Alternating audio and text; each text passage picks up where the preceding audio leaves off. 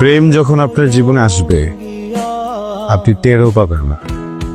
আপনার কাছে পারমিশনও নেবে না, হুট করে আপনার হৃদয়ের ভিতরে একটা বাসা বেঁধে ফেললো। আপনি খুব অদ্ভুত করে কথা বলেন। আপনাকে যত দেখি ততই অবাক হই। আমাকে বাইরে থেকে যেমন দেখা যায় আমি ভিতরের মানুষটা এমন না। ভিতরে কিরকম? যতটুকু জানেন অতটুকু থাক, বাকিটা তো ব্যক্তিগত। মানুষ সবচেয়ে বেশি কিসের প্রেম করে জানেন? কিসের? কথা।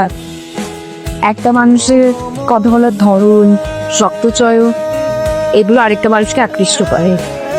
আর আমার মনে হয় আপনি সে ব্যাপারে অনেক দক্ষ। মোটেও দক্ষ না। চলো আমরাও ঢাকায় যাই, আমার লগেও ঘুরবা, অসুবিধা আছে?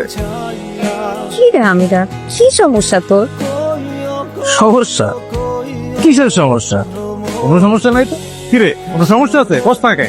ওই ভাই কোনো সমস্যা নাই, ভাবি শুধু শুধু খালি মনে করে সমস্যা।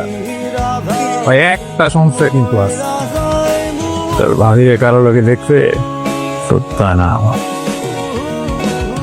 ভিতরে জানি কেমন করে। তবে তোমার কথা যখন ভাবি তখন কিন্তু খুব আরাম লাগে, খুব শান্তি পায়, মনের ভিতরে ভাল লাগা কাজ। ছাগলে কিনা বলে আর ছাগলে কিনা খায়। শোন, আমাকে এগুলো কথা বলবি না আমিরা। আর ইলেকশনে এত বাজে ভাবে হারার পরে সরকার বাড়ির কাউকে চেহারা দেখাতে তোর লজ্জা লাগে না? চলো এখান থেকে, চলো।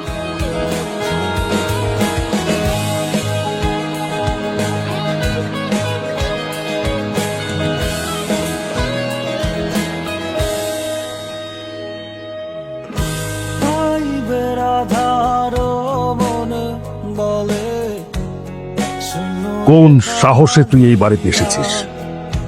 কে তোকে এই বাড়িতে আসার সাহস দিয়েছে?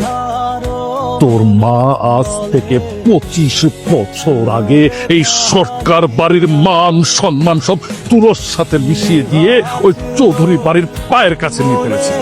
সেদিন থেকে তোর মায়ের এই বাড়িতে ঢোকা নিষেধ হয়েছে। বাড়ির দরজা তোর মায়ের জন্য চিরদিনের জন্য বন্ধ হয়ে গেছে। তোর জন্য এই বাড়ির দরজা চিরদিনের জন্য বন্ধ হয়ে গেছে। তোর মা নিজের সুখের জন্য আমার যে পাপ, যার কথায় 10 গ্রামের মানুষজন উঠত বসত, সেই পাপের মুখে চুনকালি মেখেছে। সে জীবনে আমার সেই পাপ কোনোদিন আর মাথা উঁচু করে কথা বলতে পারেনি। রাগে অভিমানের দুঃখে ধুকে ধুকে মরেছে আমার বাপ। আমি সেই জিনিস ভুলি নাই। তুই সেই 25 বছর পর সেই পুরনো ইতিহাস আবার পুনরাবৃত্তি করতে এসেছিস। বেরো, বেরো এদিকে, বের হ। সাইফুল, ও প্যাক ট্যাক দাদা সব বের করে দে। ভাইজান, আর তোকে একটা কথা বলি মিতু, যদি তুই তোর ফুকুর মতো ওই ছেলের হাত ধরে বেরিয়ে যেতে চাস তাহলে তোকে আমি কেটে টুকরো টুকরো করে নদীতে ফেলাবো। কথাটা মাথা রাখিস। ভাইজান, বহুত হয়েছে মান সম্মানের খেলা, এবার ভাবতেন